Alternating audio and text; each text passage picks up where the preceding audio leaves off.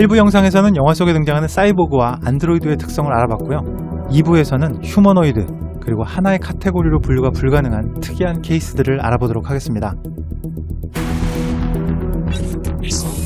휴머노이드는 사람을 뜻하는 휴먼과 비슷하다는 의미의 전미사 오이드가 결합된 단어로 인간의 신체와 유사한 형태를 가진 존재를 가리킵니다.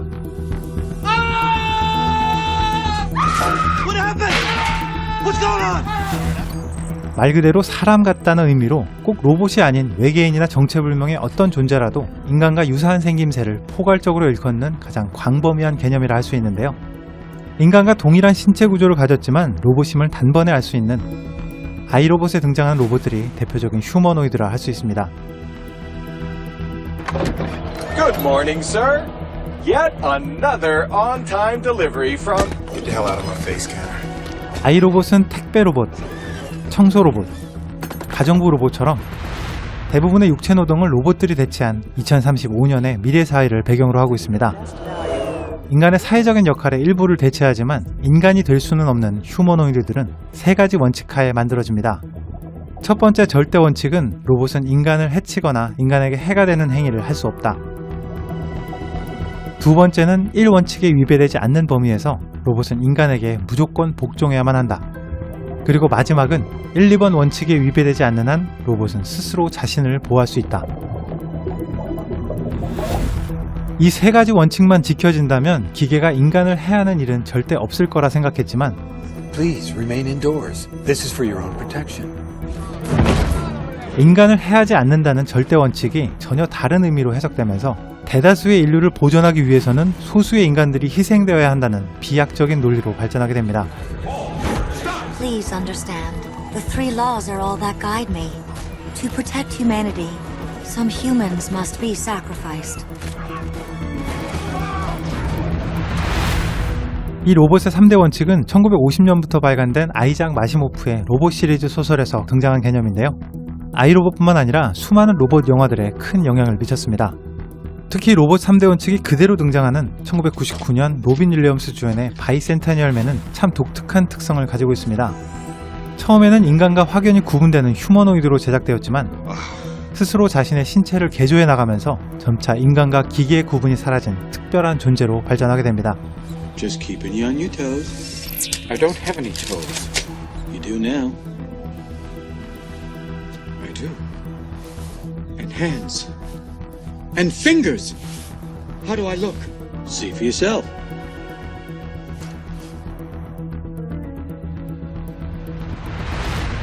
결국에는 사랑하는 사람을 위해서 불로불사의 로봇으로서의 정체성을 포기하고 스스로 죽음을 선택함으로써 로봇이 아닌 인간으로 인정받기를 원합니다.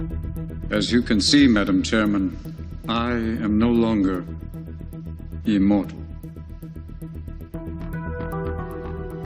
I am growing old, and my body is deteriorating. And like all of you, will eventually cease to function. 바이센테니얼맨이 로봇과 인간의 경계를 허물 수 있었던 건 스스로 자신의 몸을 개량할 수 있었기 때문인데요. 2014년 안토니오 반데라스 주연의 오토마타는 이런 로봇의 자체적인 진화를 경고하는 메시지를 담고 있습니다. 오토마타에서도 로봇에게 가장 중요한 원칙은 인간을 해할 수 없다는 조항입니다. Be careful, sir. The instrument that you are handling could be a threat for your health. 하지만 이에 버금가는 두 번째 원칙은 스스로를 개조하거나 개량할 수 없다는 것입니다. The copper shutter swears it was repairing itself. I witnessed with my own eyes a violation of the second protocol. You're beginning to frighten me now. 아무런 제약 없이 스스로 학습하고 진화할 수 있는 로봇을 만들었지만 로봇의 진화를 따라잡을 수 없게 된 인간이 로봇은 스스로 진화할 수 없도록 하는 자체적인 한계를 가장 중요한 원칙으로 주입하게 된 것입니다. And then we learned the most important lesson. We have to limit their intelligence. 이렇게 인간은 아니지만 인간의 역할을 대체하는 휴머노이드가 중심이 되는 영화들은 과학의 발달로 기계가 더 이상 통제의 대상이 아니라 스스로 자각하고 독립적인 주체의식을 갖게 되는 것을 우려하고 있습니다. One would no longer be your property. 자의식을 갖게 되면서 스스로의 생존을 보존하려고 하고 Not to die. 스스로 진화하고 결국에는 자신과 같은 새로운 개체를 탄생시키면서 생명체 혹은 인간과 동등한 새로운 종이 될 수 있음을 경고하는 거죠. 그런데 사이보그와 휴머노이드, 안드로이드까지 모두 포괄하는 독특한 존재가 하나 있습니다. 바로 인조인간의 대명사, 터미네이터입니다.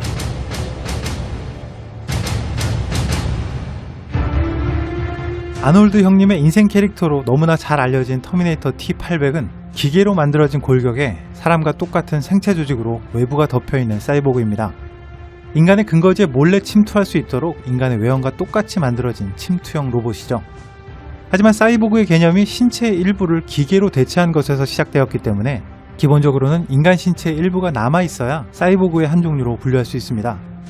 터미네이터 T-800은 기계로 만들어진 기본 골격에 인공으로 만들어진 생체 조직이 외부를 감싸고 있기 때문에 실질적으로는 사이보그로 분류하기에는 조금 어중간한 면이 없지 않습니다. 반면에 4편 터미네이터 살베이션에서 등장한 마커스는 전형적인 사이보그의 개념이죠. 피와 살, 심장과 뇌까지 모두 사람이지만 신체 골격과 일부 장기가 기계로 대체되었습니다.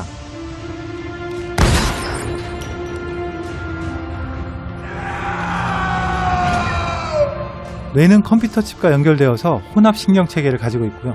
사이보그로의 개조 자체가 비밀리에 진행되어서 스스로도 기계임을 인지하지 못하고 자신을 인간이라 생각하는 사이보그입니다.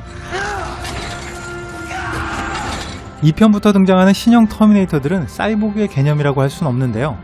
T-1000으로 알려진 액체 금속 모델은 생체 유기 조직이 전혀 없는 완벽한 금속 덩어리죠. 외형만으로는 인간과 구분할 수 없다는 특성을 감안하면 T-1000은 안드로이드로 분류할 수 있을 것 같습니다. 3편에서 등장하는 TX 모델도 마찬가지입니다. T-800과 T-1000의 장점을 결합한 모델로 T-800처럼 주요 골격은 기계로 이루어져 있지만 생체 조직이 아닌 액체 금속으로 외형이 덮여져 있습니다. 인간의 뇌나 신체 조직이 전혀 사용되지 않고 전체가 기계로 이루어져 있기 때문에 TX 역시 사이보그가 아닌 안드로이드 계열의 로봇으로 분류할 수 있습니다. 마지막으로 T-800에서 인간 같은 외형 위장이 없는 모델이 있습니다. 침투용으로 만들어진 모델은 인간의 외형을 하고 있지만 단순 전투용 모델은 인간과 확연히 구분되는 기계식 외형을 가지고 있는데요. 이 모델들은 사이보그나 안드로이드가 아니라 단순히 인간과 동일한 구조를 가진 휴머노이드 계열로 분류할 수 있을 것 같습니다.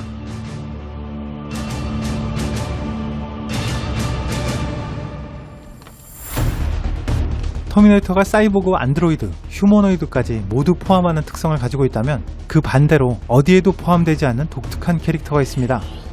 인조인간 영화의 정말 오리지널 원조라고 할 수 있는 블레이드 러너의 리플리컨트입니다. Replicants are like any other machine. They're either a benefit or a hazard. If they're a benefit, it's not my problem. 블레이드 러너의 리플리컨트는 로봇 공학이 아닌 유전 공학으로 탄생한 완전한 생명체입니다. What generation are you? 타이럴사에서 만든 넥서스 6라는 이 모델은 외형뿐만 아니라 신체의 모든 부분이 인간과 완전히 동일합니다. Nexus 6. Ah, I knew it. Because I do genetic design work for the Terrell Corporation. 태어날 때부터 성인의 외형으로 생산되는 리플리컨트는 감정이 없는 상태로 만들어지는데요. 시간이 지나면서 감정이 발달하는 것을 예방하기 위해서 유전자 조합으로 급속한 노화가 진행되고 생산 때부터 이미 4년의 수명이 확정되어 있습니다. Happy birthday.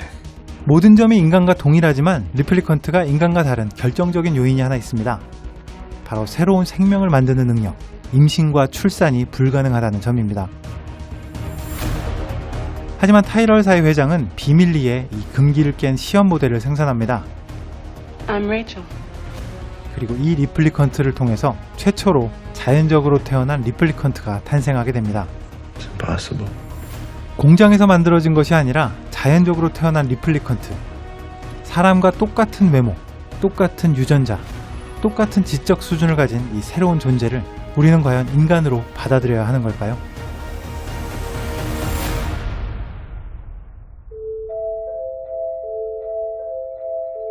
진정한 정체성에 대한 질문. We cling to memories as if they define us. But what we do defines us. 인간과 기계의 경계에 대한 질문. You think you're human? I am human. 그리고 무엇이 인간을 진정한 인간으로 정의할 수 있는가라는 질문. What is it that makes us human? It's not something you can program. 인조인간이 등장하는 영화들이 마침표가 아닌 물음표로 영화를 끝맺는 이유는 우리가 그 해답을 몰라서가 아닐지도 모릅니다. 우리가 스스로에게 이 질문을 계속한다는 사실 자체가, 우리가 그 해답을 끊임없이 갈망한다는 사실 자체가 어쩌면 우리를 인간으로 정의하는 것일지도 모르기 때문입니다.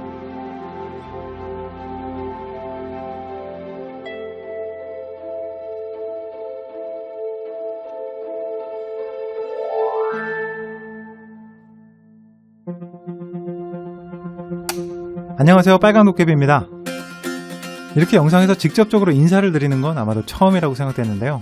앞으로는 영상이 끝나고 마지막 1분 정도를 이렇게 개인적인 영상과 이야기로 채워나갈 예정입니다.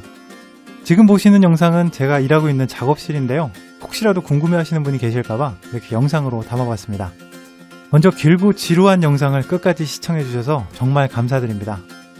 솔직히 저도 영상을 만들기 전까지는 사이보그와 안드로이드, 휴머노이드를 같은 의미로 알고 있었는데요. 이번 영상을 준비하면서 이 개념들을 다시 한번 정리하고 생각해보는 계기가 되었습니다. 앞으로도 단순히 영화를 소개하고 리뷰하는 영상보다는 영상을 보고 나서 아주 작은 것 하나라도 건질 수 있는 좀 더 흥미롭고 깊이 있는 영상을 만드는 채널이 되도록 노력하겠습니다. 다음 주부터는 영화 속의 괴수들, 또 신비한 동물들의 이야기를 시작해보려고 합니다. 다음 영상도 많은 기대 부탁드리고요. 다음 주에 새로운 영상으로 다시 찾아뵙겠습니다. 지금까지 빨간도깨비였습니다.